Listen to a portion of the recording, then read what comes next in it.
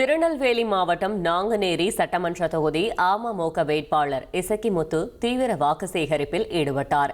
பிரச்சாரத்திற்கு இடையே பேசிய அவர், நாங்குநேரி தொகுதியில் இளைஞர்களுக்கு வேலை வாய்ப்பு வழங்க நடவடிக்கைகள் எடுக்கப்படும் என உறுதியளித்தார். இளைஞர்கள் எல்லாமே இங்க படிச்சுட்டு ஏதோ வெளியூர்ல போய் வேலை பார்த்துட்டு இருக்காங்க. அந்த நிலையெல்லாம் மாற்றணும் அப்படின்னா முடங்கி கிடக்கக்கூடிய இந்த சிப்காட்டை உடனடியாக செயல்பட வைக்கணும்.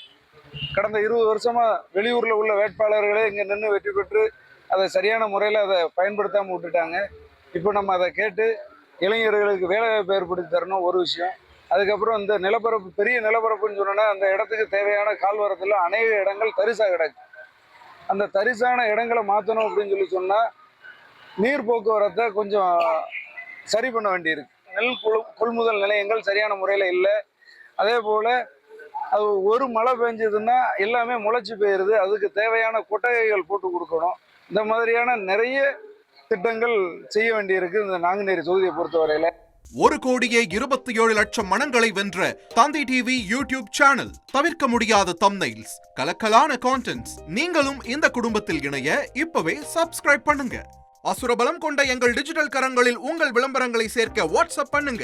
8939888838.